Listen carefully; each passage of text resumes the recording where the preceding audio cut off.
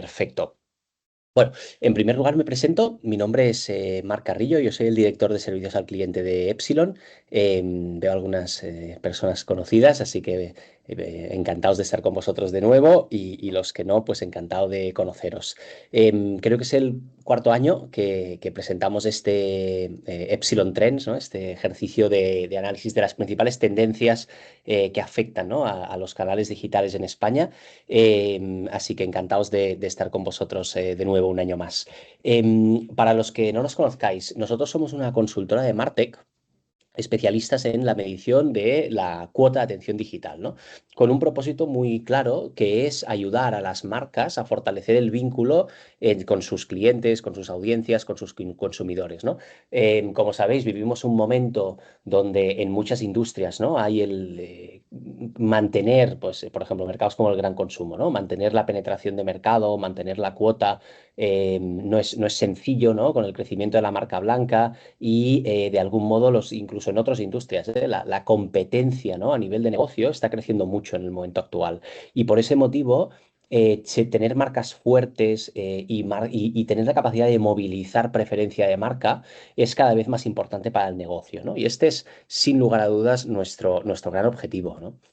¿Y cómo hacemos esto?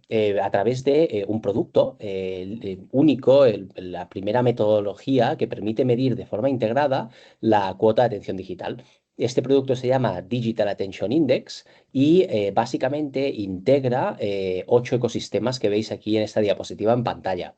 Integra dentro de lo que sería el ecosistema de redes sociales toda la actividad de una marca y su competencia, tanto en la pata paid, lo que sería paid dark, ¿no? O sea, inversión que no está en el muro, paid feed, inversión que está en el muro y la parte de orgánico, con lo cual ahí tenemos capacidad completa de medir esas relaciones, ¿no? Entre una marca y la audiencia. Luego toda la parte de social listening, que sería pues menciones a las marcas, a la competencia, a los productos. Search, que es un ecosistema que te da como más cercano al top of mind, ¿no? Que un consumidor, que un cliente busque tu marca, es que te consideras, que piensa en ti, es una métrica digamos, en el funnel ya muy avanzada, a nivel de preferencia de marca. Luego vemos la parte de influencer marketing, creadores de contenido, que como sabéis es algo que está creciendo mucho como de gran tendencia, ¿no? Todos los content creators, celebrities en su relación con las marcas, ¿eh? Luego toda la parte ya de canales más performativos, ¿no? En el 5 y el 6 sesiones en la web, ¿no? La IA, por ejemplo, está cambiando mucho, todo el ecosistema del tráfico, ¿no? Porque el tráfico se fragmenta mucho. Entonces, entender, pues, volúmenes de tráfico, fuentes de tráfico, todo esto también lo integramos. La parte de las sesiones en las apps móviles, sesiones, descargas, a día de hoy lo veis en una de las tendencias, el tráfico en las apps se está disparando a niveles espectaculares. Si comparásemos, ¿no? El tráfico en las apps versus las webs, hay más tráfico en las apps, esto lo veréis luego, con lo cual es un dato muy relevante, todo lo que es el trabajo dentro de las apps. Y luego la pata de PR, que es súper interesante. Porque estos últimos años era como que el PR no estaba muy de moda, ¿no? Porque lo que estaba de moda era hacer redes sociales. Pero te das cuenta con el crecimiento de la IA que la IA no crea nada, ¿no? O sea, la IA se inspira de lo que ya existe en el ecosistema digital y por lo tanto, lo primero que recurre es a fuentes de alta autoridad y ahí tenemos, pues, desde la OCU, notas de prensa, noticias en medios de comunicación, de tal modo que en el contexto actual el PR está ganando muchísimo peso, lo hablaremos luego también. ¿Vale? Paid lo veis en naranja porque paid hay en todo, ¿no? O sea, pagas una nota de prensa, pagas un influencer, pagas el contenido en redes sociales. Entonces, ¿cuál es el objetivo, ¿no? O la aportación de valor del DAI, del Digital Attention Index? Ser capaz de integrar todos esos puntos de contacto, no medirlo por silos, ¿no? Como se mide muchas veces, y tener esa foto integrada. Hoy hablaremos de este webinar de tendencias y dentro, digamos, o gracias, ¿no? A tener toda esta información mapeada, pues podemos elaborar documentos de reflexión como el de hoy, ¿no? Al final, nosotros con el DAI buscamos conseguir dos grandes objetivos. Primero, como explicaba antes, ¿no? Ayudar a las marcas a ser más fuertes, a mover preferencia de marcas, a tener marcas más diferentes y relevantes. Y en segundo lugar, a que esta metodología ayude a entender, le decimos el retorno a la inversión, pero en el fondo es ver el impacto de las distintas estrategias que se llevan a cabo para entender, pues, oye, cuáles sí que están teniendo impacto, cuáles están generando un sentimiento positivo, un engagement, un alcance, ¿no? Y cuáles quizás, pues, no lo están generando, ¿no? Bien, y todo esto lo plasmamos en diferentes ejercicios de consultoría, como el principal es el Digital Due Diligence, ¿no? Que es un producto que analiza todos estos ecosistemas y esta metodología que os acabo de compartir, ¿no? Entonces, entrando ya en materia, en el ejercicio de la reflexión, ¿no? Sobre las tendencias que vemos en este año 2026. Primero me gustaría seguir contándonos, ¿no? Un pequeño apunte metodológico para que entendáis muy bien de dónde salen todos estos datos, ¿vale? Nosotros tenemos un panel que son 900 marcas, ¿eh? Este panel incluye todas las top brands de gran consumo, de retail, del IBEX 35, bancas, seguros, moda, automoción, aerolíneas y algunos sectores más, ¿vale? Entonces, ¿qué hemos hecho? A través de esta metodología de análisis de la cuota de atención digital que os contaba antes, hemos analizado todos los puntos de contacto digitales, que le llamamos Consumer Digital Touchpoints, que son 50 billones de puntos de contacto, es muchísimo, para entender, ¿no? Y para que todo este ejercicio de tendencias que os contamos hoy se base realmente en una transformación, ¿no? Que están liderando las marcas en las audiencias y se basa en unos datos reales y no en inspiración o en intuiciones, ¿vale? Con lo cual, todo lo que os contaremos hoy está, digamos, avalado por estos datos y en varios puntos de la presentación veréis, el dato que sustenta todo lo que os iremos explicando, ¿vale? No lo he comentado, pero hay una sección de preguntas y respuestas donde al final de la sesión las revisaremos y haremos un pequeño recorrido por esto, ¿vale? Con lo cual, cualquiera de vosotros que tengáis alguna pregunta, podéis escribirlo allí y luego las repasaremos juntos, ¿vale? Bien, en esta diapositiva sintetizamos las 26 tendencias. Como voy a ir revisándolas una por una, si os parece, vamos a ir entrando en ello, ¿no?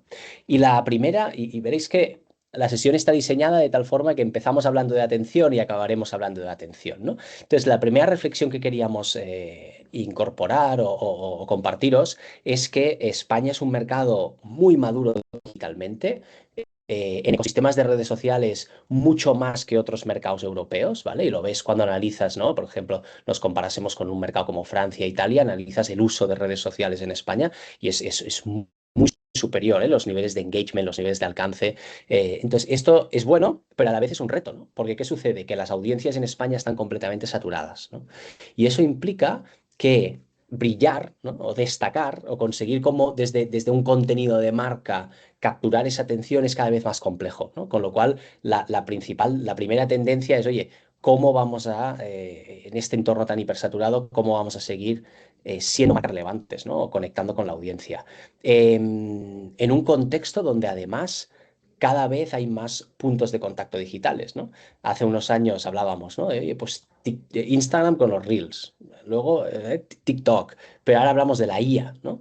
Que al final, ¿qué sucede? Que la atención hacia una marca se fragmenta, ¿no? Porque a día de hoy te das cuenta que tienes que estar fuerte en todos los ecosistemas, ¿eh? Y esto además lo han reflexionado recientemente grandes consultoras también, ¿eh? Como el Boston Consulting Group, que tiene un estudio muy interesante que reflexiona sobre esto, ¿no? Con lo cual tenemos un consumidor cada vez más omnicanal que desde las marcas en este 2026 tenemos que tener estrategias que nos permitan tocar al consumidor en todas estas patas, ¿no? Tenemos que tener buena visibilidad a través de la IA, que luego hablaremos de ello. Tenemos que estar fuertes en todas estas redes sociales clave, Instagram, TikTok.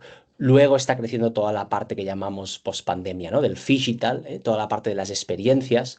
Y no puedes elegir, ¿no? No puedes estar solo fuerte en un sitio. Tienes que estar fuerte en todo porque es la manera de movilizar, ¿no? Esa preferencia de marca. Para conseguir este reto, ¿no? De estar fuerte, dentro de lo que es la estrategia de redes sociales, estamos viviendo una transformación francamente muy relevante, ¿no? Que la hemos bautizado como pasar del always on al always drop, ¿no? Si hacemos un poquito de vista atrás, nos daremos cuenta de que pues, la comunicación empezó con los canales tradicionales, ¿no? Y cuando hablamos de canales tradicionales, el primero que nos viene a la mente es la televisión, ¿no? Incluso si nos remontamos a los orígenes, casi que era un único canal, ¿no? Con lo cual ahí no había fragmentación, ¿no? Tenías un único canal de televisión donde lanzar una pieza publicitaria que veía pues todo el mundo, ¿no? Luego, ¿qué pasó? Que llegaron las redes sociales, ¿no? Y la llegada de las redes sociales impuso una nueva manera de comunicar muy basada en lo que llamábamos el always on, ¿no? Y muchos de vosotros os acordaréis, ¿eh? De, oye, pues un post al día, ¿no? En aquel entonces. Y, oye, el shooting con las agencias para generar un volumen de contenido enorme, muy, muy Photoshop, ¿no? Muy editado, muy estático, casi todo eran fotos. Y entonces estamos ahora viviendo una nueva transformación, que es lo que llamamos el always drop. Que esto está muy vinculado a los insights que os estaba compartiendo, ¿no? O sea, oye, la audiencia está tan saturada que en un modelo de comunicación en el que vamos lanzando, pues como en 2017, ¿no? Un post al día, esto no llega, ¿vale? No tiene alcance, no tiene llegada en el target. Con lo cual, ¿en qué consiste este nuevo cambio de paradigma, ¿no? Esto que le llamamos el always drop. Pues en el famoso menos es más, ¿no? Es decir, reducir el peso del always on, pero crear, planificar a lo largo del año un conjunto de micro campañas que puede ser, pues oye, una innovación de producto, una campaña de posicionamiento, una presencia en un evento, una colaboración con un embajador o un celebrity, ¿vale? Y entonces, y darles un concepto de microcampañas, ¿no? Nosotros en todo este análisis que hemos hecho, hemos visto que de media las marcas más fuertes tienen entre 3 y 5 drops al año, dependiendo de la marca, ¿no? Una marca que tiene muchas hitos de comunicación puede tener 5, una que tiene menos, pues tiene 3, ¿no? Pero sí que es importante este concepto de oye, hay una cierta recurrencia, es decir, este nuevo paradigma que os estamos explicando no significa que haga una campaña al año y desaparezco, porque entonces solo soy relevante en un momento, ¿no? Pero sí que de algún modo se crean, ¿no? Esos picos que vas construyendo notoriedad de marca, ¿no? Luego reflexionaremos ahora a continuación sobre los ingredientes, ¿no? Que tiene un drop exitoso, ¿vale? Eh, bien, a partir de aquí, ¿qué estamos viendo? ¿No? Lo que os explicaba, ¿eh? Pasamos, ¿no? De ese contenido a campañas, ¿no? De contenido, donde lo que sí que es muy relevante es la reflexión sobre los códigos de comunicación, ¿no? Porque muchos podríais pensar, bueno, pues eso es volver al spot, ¿no? Llevado al digital, ¿no? Tengo el típico spot de tele, le pongo plan de medios, ¿no? Paid media y tiene pues X millones de views en TikTok, en YouTube, etcétera. Pero no es exactamente esto, ¿no? Porque lo que estamos viendo en muchos de estos drops es que son campañas con un claro mensaje de posicionamiento y con un claro objetivo de trabajo de marca, pero activadas con unos códigos de comunicación 100% sociales y nativos digitales, ¿no? Lo vemos, por ejemplo, en la activación que hizo KFC con Don Pollo, ¿no? Que al final incluso es un evento que llegó a movilizar a nivel de experiencia de usuario en la ciudad de Barcelona, en la ciudad de Madrid, pues cientos de miles de personas, ¿no? Con lo cual, o por ejemplo, como lo está haciendo BMW, que está integrando perfectamente un patrocinio con un producto de marca y con unos códigos de comunicación nativos digitales, ¿no? Esto es muy interesante porque muchas veces cuando hacemos patrocinios es aquello de que sí, es un endorsement, ¿no? Sale el logo, pero el patrocinio muchas veces no está bien integrado, ¿no? Con el producto. Aquí tenemos un ejemplo muy bueno de cómo, oye, pues cogen determinados deportistas de élite y hay un formato entrevistas, ¿no? Como si fuera un podcast, ¿no? En Instagram y TikTok. O luego, como por ejemplo, bueno, perdón, se ha movido, como por ejemplo, estos deportistas juegan al FIFA, ¿no? A la PlayStation 5 dentro de un BMW con esta fantástica pantalla, ¿no? Con lo cual veis aquí un ejercicio muy bien trabajado de integración entre un patrocinio masivo y el producto y la marca, ¿no? Que esto es un gran reto. Con lo cual son grandes campañas, como podéis ver, pero con unos códigos de comunicación muy nativos digitales que se alejan de la publicidad tradicional, ¿no? Bien, en esta quinta tendencia es una de las diapositivas que creemos que es importante, ¿no? Porque aquí estábamos desgranando, después de haber analizado todos estos drops exitosos, estábamos desgranando los ingredientes, ¿no? Que tenemos que incluir en la coctelera para que esos drops tengan éxito, ¿no? Vamos a ir viéndolos desde omnicanalidad en sentido horario, ¿no? Entonces, el primero es precisamente este concepto de la omnicanalidad, ¿no? Que es, oye, no solo estoy activando este concepto creativo, ¿no? O ese drop en TikTok o en Instagram. No, ese drop es absolutamente 360. Incluso en muchos casos tiene impacto hasta en la web, ¿no? Por si imaginaos, porque es un evento, ¿no? Y lo vinculo aquí con el componente experiencial, ¿eh? Todos esos drops tienen que tener una parte muy, muy física, ¿no? Fijaos los dos cases que hemos visto aquí, ¿no? Hay una activación de street, ¿no? En esta campaña, o este componente experiencial con el coche, ¿vale? O sea, no se queda en un concepto abstracto, creativo, no, no, son cosas súper tangibles que tienen un componente absolutamente experiencial, ¿no? Con lo cual, la omnicanalidad, la experiencialidad son ingredientes clave. Luego también lo es la prescripción. En todos los drops siempre hay un embajador, ¿no? Y muchas veces nos preguntáis, ¿no? Oye, pues son macros, medium, micros. Cuando hablamos del drop, entendiendo que es una activación como más de campaña, suelen ser perfiles bastante macros, ¿eh? O sea, lo que está sucediendo en el mundo de la influencia es que los celebrities están ganando muchísimo peso, ¿vale? Incluso, ahora lo veréis, en cómo se vinculan con el producto y las marcas, ¿eh? Con lo cual, los drops están trayendo, digamos, otra vez una polarización, ¿no? En la influencia tienes por un lado celebrities, macroinfluencers en las campañas y luego un perfil más de microinfluencia que te trabaja más en el always on, ¿no? Pero todo esto se está polarizando, ¿no? Luego hablamos de la frecuencia, no solo puedes tener un drop al año, ¿no? Porque entonces, pues tienes un mes muy bueno, pero luego pasas desapercibido 11 meses. Y un componente que también he mencionado en cierto modo, que es la parte del realismo, ¿no? Oye, alejarnos de los códigos, de códigos publicitarios más tradicionales, lo que hemos entendido como tele o print, ¿no? Creatividades excelentes a nivel de visual, súper bien cuidadas, ¿no? Muy publicitarias, y apostar por ese realismo, esa autenticidad que es clave a día de hoy, ¿no?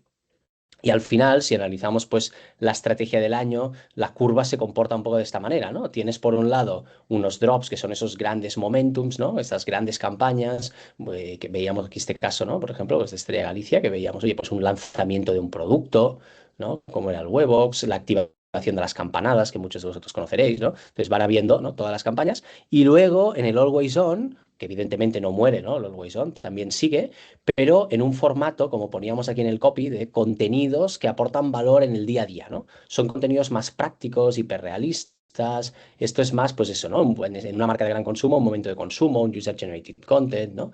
Pero es interesante cómo se combinan, ¿no? Un concepto creativo de campaña con eso always on un poquito más cotidiano, práctico del día a día, ¿no? Y trabajas sobre los dos ejes. Al final, lo que es muy claro, ¿no? Es que estos formatos más estáticos, ¿no? Pues que eran muy típicos, ¿no? En el modelo Always On, pues una foto con el producto, ¿vale? Esto pierde impacto, pierde reach, pierde engagement, y en cambio lo gana el componente experiencial con el producto, ¿no? Veis aquí este caso de Estrella Galicia, por ejemplo, ¿no? Cómo se pasa, de esta creatividad a lo Photoshop a una experiencia de consumo. Este caso de Dr. Edgar, que vemos un concepto, digamos, creativo publicitario, cómo cambia a una elaboración, a una receta elaborada con los fantásticos productos de Dr. Edgar, ¿no? Con lo cual, ese es el concepto, ¿no? O sea, mantenemos esta entidad de campaña, ¿no? Pues si esto es una innovación de producto, se comunica, pero en ese formato con unos códigos mucho más nativos, ¿no? Donde también vemos algo muy claro, y es que el vídeo se está imponiendo como formato por excelencia. Fijaos aquí, esto también son datos que salen, ¿no? De este análisis de estas 900 marcas. Fijaos la eficiencia. La eficiencia es la interacción por cada publicación que tienen los reel versus la foto o el carrusel. O sea, el año pasado o hace 2 años esto no era así, ¿no? No había este gap tan bestia, ¿no? O sea, realmente la foto funcionaba, pues, el reel funcionaba ya un poquito mejor, pero y el carrusel funcionaba bastante bien. Con estos datos se ve clarísimamente que el gap entre el vídeo y el resto de formatos se ha ampliado muchísimo y a día de hoy o es audiovisual o no es, ¿no? Donde hay algunas claves del éxito, ¿no? En este contenido audiovisual, por ejemplo, el concepto de la cultura de marca, ¿no? O sea, todas estas piezas nacen de unas marcas con unos valores muy trabajados, con un ADN muy bien trabajado, ¿no? Como puede ser el caso de un Ron Barceló, que es como el rey de la fiesta, ¿no? Entonces, aquí este componente de los valores de marca integrados en el contenido es clave, la integración de los embajadores es clave y este lenguaje cercano, real, ¿no? Es algo fundamental a tener en cuenta. Por lo tanto, y esto refuerza lo que venimos diciendo, ¿no? La autenticidad es el estándar narrativo de todo el contenido, ¿no? O sea, incluso en campañas que tengan un contenido, un lenguaje más corporate, incluso, se busca ese contenido más realista, sin artificios, muy de experiencia de clientes o experiencia de producto, ¿no? En este sentido. Esto es importante, ¿no? Porque muchas veces aún hay muchas compañías que cuando escalan los conceptos creativos a perfiles de dirección, el feedback que se recibe en las compañías es, hombre, pero es que aquí el logo se tendría que ver más grande, ¿no? O este contenido me parece que está un poco descuidado, quiero cosas creativamente más atractivas. Y ahí os invitamos a hacer una labor, ¿no? Desde las personas que lideráis áreas de contenido, de apostar por esos formatos de comunicación más cercanos, más realistas, porque realmente es lo que la audiencia está demandando a día de hoy, ¿no? Pensad que, o sea, con todo lo que se habla ahora de la inteligencia artificial, lo que nosotros estamos viendo es que está incluso polarizando un poco la audiencia, ¿eh? Porque la audiencia con la IA aún demanda contenidos más reales, ¿no?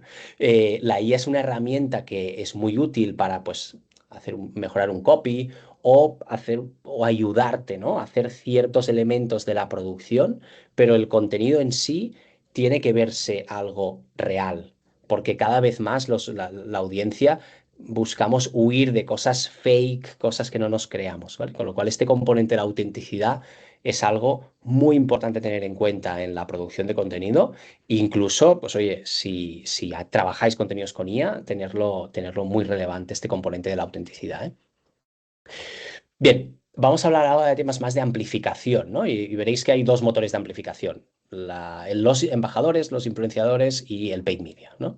Dentro de lo que es una red como Instagram, los contenidos colaborativos se están imponiendo como el formato de amplificación por excelencia, ¿eh? Fijaos que de todas esas marcas, los posts colaborativos son un 5% de los posts, generan el 52% de la interacción, ¿vale? Con lo cual es muy evidente aquí una eficiencia clarísima entre lo que es toda esa capa, ¿no? de contenido colaborativo. Al final, todo fijaos que está vinculado, ¿no?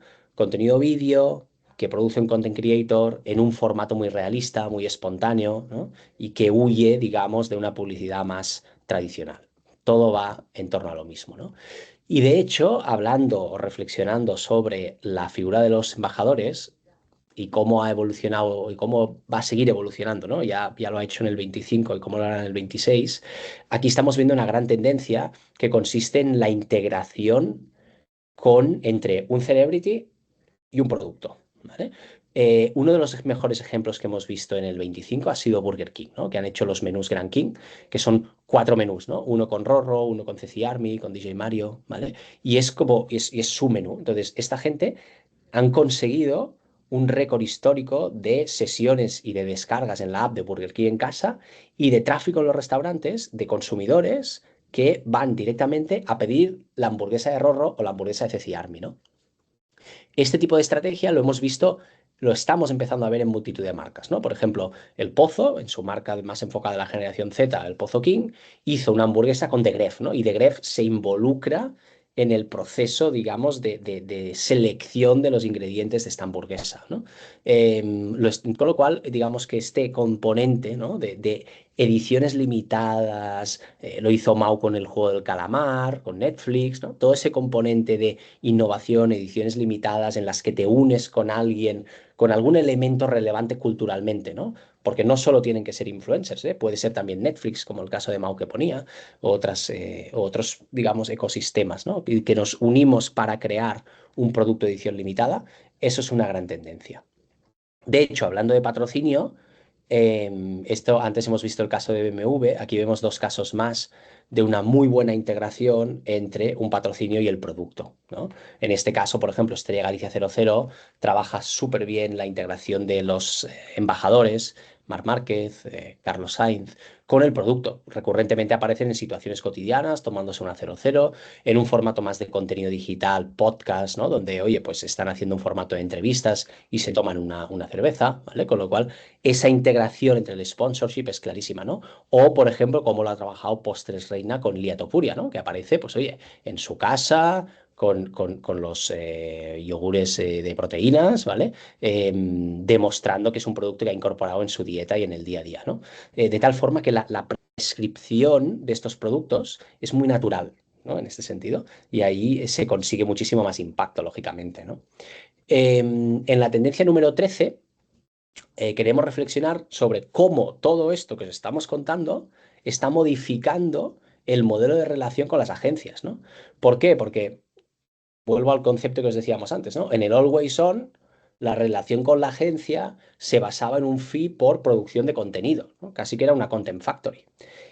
Y si os fijáis en todo esto que estamos hablando, veréis que el rol de la agencia cambia radicalmente, porque ahora estamos hablando de que tiene que ayudarnos a encontrar creadores de contenido, a hacer experiencias, a crear productos innovadores con todos estos embajadores, con lo cual es un modelo que cada vez más está basado en un fee de gestión, quizás, ¿no? De gestión en ayudarte a coordinar ese partnership, esos embajadores, esos creadores, ¿no? Y no tanto en un mero ejercicio de content strategy, ¿no? Con lo cual lo que nosotros estamos viendo es que las agencias van a transformarse a partners más estratégicos, ¿vale? Para las compañías, más estratégicos que os ayudarán a impulsar muchas más áreas del negocio y por lo tanto la relación, incluso desde el prisma más contractual, también tiene que cambiar, ¿no? De comprar los contenidos a peso, ¿no?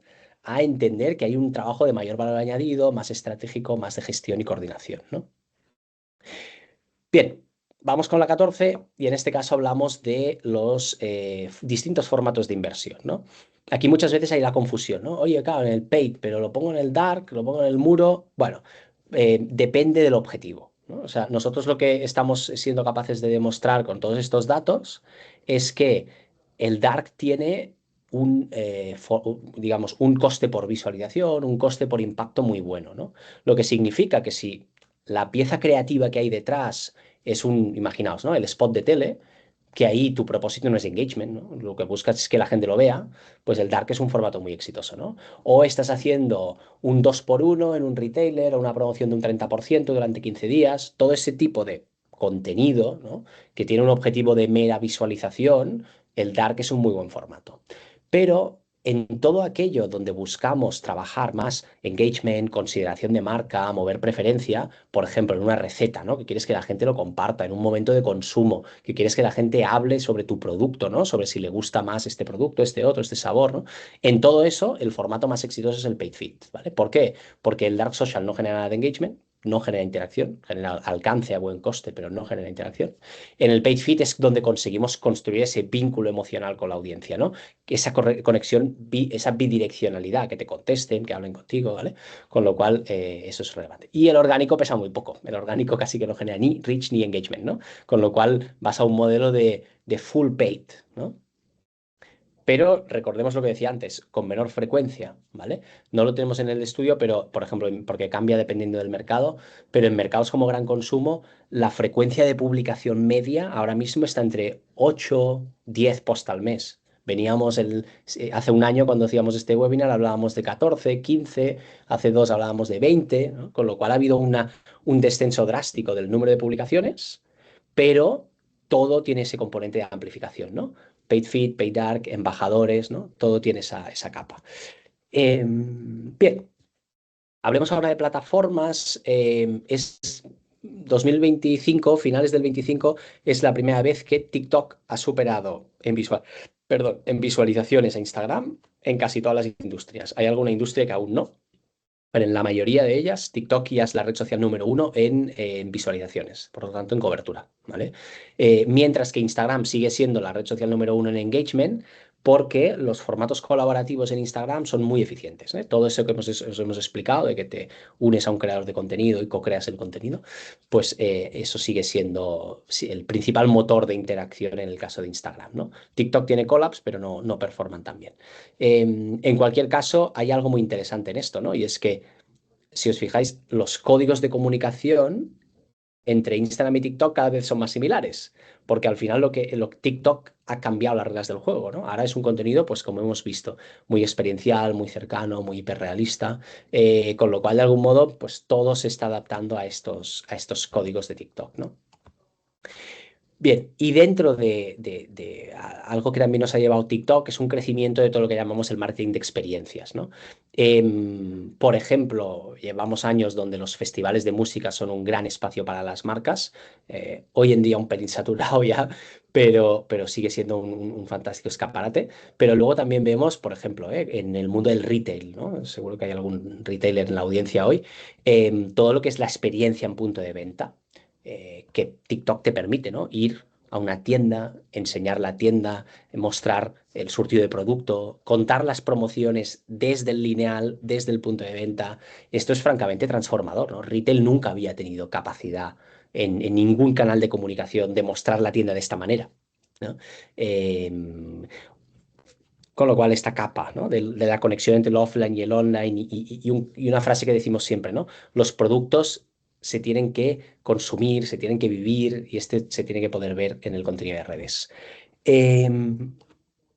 Hay otra tendencia, la número 17, que es relevante, ¿no? Los podcasts están ganando peso, pero en un formato muy vídeo digital, ¿vale? Hablamos de un formato muy de pequeña, snackable content, ¿no? Pequeñas capsulitas que se ven en un formato vídeo en TikTok y tienen o Instagram y tienen ese componente muy conversacional, muy podcast, ¿vale? Son microentrevistas, 30, 90 segundos y son como píldoras de conversación, ¿vale? Con lo cual, en ese tipo de contenido está ganando peso y gana influencia, ¿eh? En el contexto de mercado. Bien, en la tendencia número 18 hablamos de la inteligencia artificial, como no puede ser de otra forma, ¿no? Fijaos este gráfico, aquí estamos analizando las descargas de la aplicación ChatGPT y Gemini, ¿vale? Desde septiembre de 2024 a noviembre del 25. Fijaos el crecimiento que ha tenido, ¿no? Con lo cual son, digamos, apps que ya forman parte de casi dos dispositivos del 100% de. Aquí hablamos, por ejemplo, de 3 millones de descargas en un mes, ¿eh? En España. O sea, es una barbaridad, es muchísimo, ¿eh? Y lo que al final estamos observando es que la búsqueda del usuario a raíz de la IA se está fragmentando, ¿no? Porque ahora el usuario busca en Google, busca en la IA y también usa TikTok como buscador, ¿no? En el fondo, el comportamiento de search crece, ¿no? O sea, la IA lo que ha hecho es que hoy en día buscamos cosas que antes, pues quizás ni nos hubiéramos planteado buscar en un ecosistema digital, ¿no? Con lo cual es muy relevante aquí entender cómo trabajamos nuestra estrategia de comunicación y cómo conseguimos precisamente que la IA nos indexe, ¿no? La IA, por ejemplo, nosotros hemos creado hemos descodificado la IA para entender pues, en qué se inspira, porque como sabéis, la IA no crea nada, sino que se inspira en lo que ya existe. Y, por ejemplo, pues toda la parte de plataformas de reviews, ¿no? Pues, por ejemplo, lo que es la OCU en sectores más como la banca o los seguros, ¿no? Los comparadores, los rastreators, etcétera. Toda esa parte, digamos, muy de comparativa eh, consigue mucha indexación por la IA. Desde julio, la IA indexa las redes sociales, con lo cual toda esta capa de tener una marca fuerte en social también es indexado por parte de la IA, ¿no? Y por eso hablamos aquí, ¿no? De ser fuerte en TikTok y de todo lo que estamos viendo, ¿no? Hay que estar 100% en estas guías. Ah, mira, esta tendencia lo explico. Y aquí veis el nivel de relevancia de las fuentes que hemos, digamos, descodificado en Epsilon, ¿no?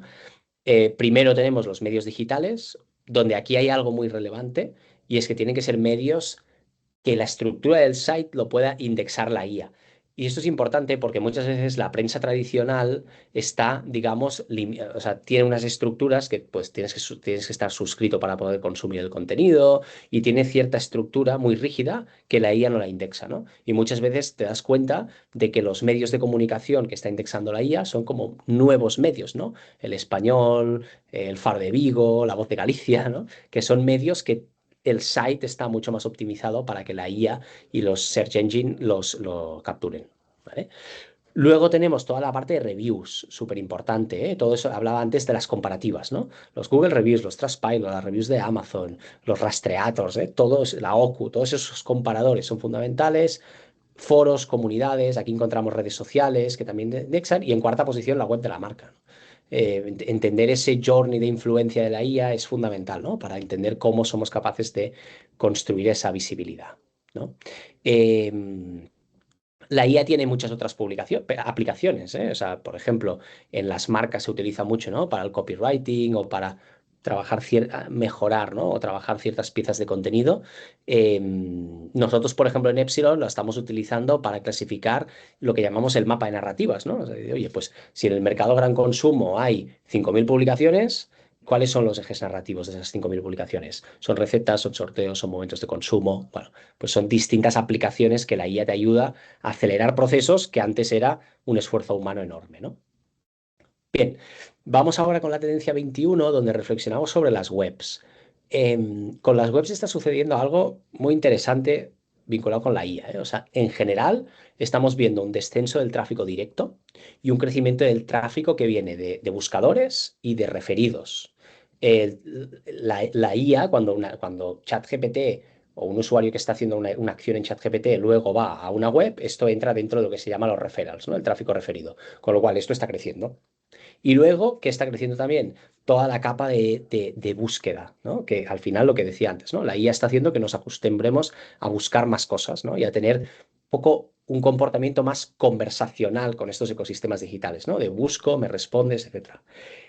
Y por lo tanto, lo que está cayendo es el tráfico directo, ¿no? Y el tráfico directo y las webs como mero escaparate de producto, ¿vale? Hace tiempo las webs hace no mucho, era un folleto, ¿no? De ahí había pues el catálogo. Lo que estamos viviendo a día de hoy es que las webs están evolucionando hacia hubs de relación con la audiencia, ¿no? Un ejemplo bueno en el contexto del mercado gran consumo es la gente de PepsiCo, que han creado un site que se llama Joy, que aglutina toda la acción promocional de esta gran compañía de gran consumo, ¿no? Entonces aquí lo que podemos ver es que, oye, pues si tiene una promoción de Stranger Things de Doritos, pues tienes que comprar el producto, canjear el QR aquí. Si Pepsi tiene una promo, Lay's tiene una promo, están todas en este hub, ¿no? Y luego hay, pues ya lo veis, ¿eh? Viajes, ¿no? Y distintas experiencias. Este es uno de los roles hacia donde están evolucionando las webs, ¿no? El otro es hacia toda la capa de la fidelización. ¿Eh? Y esto lo vemos tanto en marcas de gran consumo como Dodot, que han creado grandes clubes de fidelización con millones de usuarios inscritos, ¿no? Y que te aportan un valor muy claro. O, por ejemplo, lo vemos en el mundo del retail con ecosistemas, con compañías como Carrefour, ¿no? Que tiene pues, el club de fidelización más grande de España, retailers como IKEA, ¿no? Con el programa Family, Leroy Merlin, con el programa de fidelización. O sea, toda esa capa de fidelización gana mucho peso. La tendencia 22, y va vinculada a lo que estaba explicando ahora de la fidelización, hablamos del tráfico en las apps. Aquí hemos comparado, estos son, digamos, el top 20 webs de España, ¿vale? Y hemos querido analizar qué tráfico tendrían en apps. Y fijaos, en app es el rojo, el morado es tráfico a la web. Fijaos cómo en muchos casos hay muchísimo más tráfico en las apps que no en las webs, ¿no? Hay excepciones, por ejemplo, el Corte Inglés, pero, o Leroy Merlin, pero en la mayoría de los casos las apps están por delante, ¿no? Con lo cual, ¿qué estamos viendo? Estamos viviendo un mobile first. Ese componente del mobile first afecta también, que no lo he mencionado antes, a los contenidos de social, porque vemos ese formato 9:16, ¿no? Casi todos son contenidos verticales. Pero en las apps lo que estamos viendo es que se consolidan como el entorno clave para trabajar la fidelización, ¿no? Y gran parte de estas compañías, pues por ejemplo, lo que decíamos antes, ¿no? Carrefour con su Club Carrefour. Luego tenemos casos en el sector energético, Repsol con Wilet, ¿no? Que tiene un foco muy claro en trabajar la fidelización, first party data, y esto se apalanca mucho en las apps, ¿eh? Con lo cual ahí hay digamos, una fuente de información relevante para el negocio, ¿no? Pensad que está demostrado, que un usuario que pertenece a un club de fidelización compra más en volumen, en valor y en frecuencia de compra, ¿vale? Con lo cual es muy estratégico para los negocios esta apuesta, ¿no? Por los clubes de fidelización.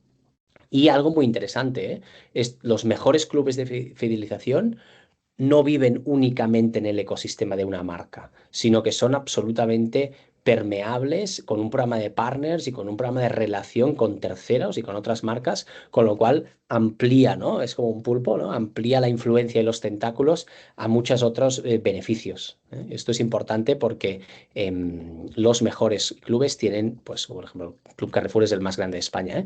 Tienen ese componente, ¿vale? Bien, en la tendencia 24 reflexionamos sobre retail media, ¿no? Dentro de lo que es el crecimiento que estamos viviendo, ¿no? Hablábamos antes, más mobile, más digital, más IA, las marcas tienen un reto muy grande de conseguir vender más en estos e-commerce, marketplaces y en todos esos retailers digitales. Por eso está creciendo tanto todo lo que es la disciplina del retail media, entendida como cómo trabajar la pata de visibilidad de los productos, imágenes, descripciones y la pata promocional, ¿no? Como tengo, pues igual que en el brick and mortar, ¿no? En el retail tradicional, como tengo unas promociones, como tengo unas dinámicas, ¿no? Que me dan visibilidad a mi producto, ¿no? Esto es algo fundamental.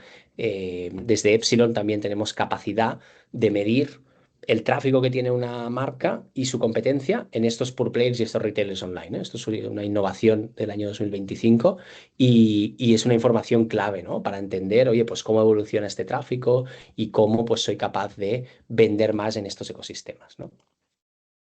Y vamos ya con las dos últimas tendencias. La tendencia número 25, reflexionamos sobre la comunicación corporativa y una transformación que estamos viviendo de hace ya, os diría que un par o tres de añitos, ¿no? Y es que las comunicaciones corporativas lanzadas desde un perfil corporativo pierden relevancia, pero a cambio lo gana toda esa comunicación corporativa lanzada por personas que son los directivos, ¿no? Nosotros en Epsilon tenemos un panel donde monitorizamos los top 200 CEOs de España, los 120 directores de marketing, creo que el panel de DIRCOMs son también casi 200 DIRCOMs, y vamos añadiendo, digamos, verticales y disciplinas, ¿no? Entonces, ¿qué estamos siendo capaces de demostrar? Que un mismo post, un mismo mensaje lanzado por un directivo o por un perfil corporativo, la publicación en el canal del directivo tiene entre 4 y 5 veces más de impacto. O sea, es un más 500% de performance, que es muchísimo. Entonces, ¿qué significa esto? Que las compañías tenéis un reto enorme de trabajar todos esos programas de embajaduría, ¿no? De portavocía y entender muy bien cómo estos directivos nos ayudan a impulsar toda esa comunicación corporativa, ¿vale? Que es algo que también estamos trabajando mucho, ¿no? Desde nuestro área de thought leadership en Epsilon, ¿no? Y acabo la sesión como la hemos empezado, ¿no? Reflexionando sobre la atención digital. Como habéis visto, hemos hablado de múltiples fuentes en la sesión. Hemos hablado de social, hemos hablado de toda la parte de colaborativos, de creadores, hemos hablado de webs, hemos hablado de apps, hemos hablado de PR en la IA. Y al final, ¿qué sucede? Que esto ya no lo puedes medir por separado, ¿no? No tiene ningún sentido que haya pues un equipo midiendo search, otro social, otro PR, y lo que se tiene que trabajar es esa visión integrada que vemos en este caso con el DAI, ¿no? Y todos estos ejercicios donde medimos pues toda la atención digital completa, ¿no? De modo que os invitamos a trabajar cada vez más en este tipo de metodologías. Y lo dicho, gracias a todos por haber asistido al webinar. Espero que os haya aportado valor y haya parecido interesante. Deciros que ahora colgaremos en el chat el enlace de esta presentación y la vais a poder descargar ahora mismo, ¿vale? Con lo cual vais a tener el material, digamos, en tiempo real. También se ha grabado la sesión. Para los que podamos, para lo que podamos ayudaros desde Epsilon, pues encantados y aquí estamos, tenéis también nuestros datos de contacto. Voy a dejar de compartir y revisamos no sé si hay alguna pregunta, la sección de preguntas y respuestas.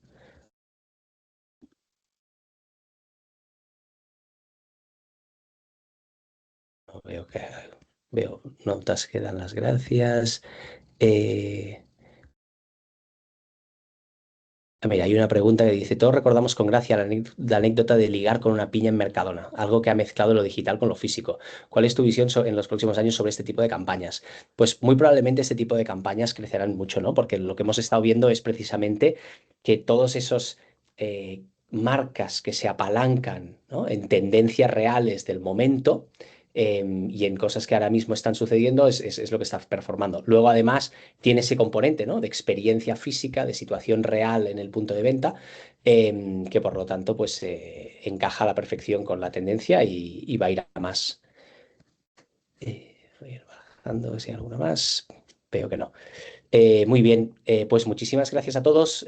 Como he comentado, encantados de ayudaros en lo que podamos. desde Epsilon y nos seguimos viendo este año 2026 en los distintos webinars que iremos haciendo. Gracias a todos, que tengáis muy buen día y muy buena semana.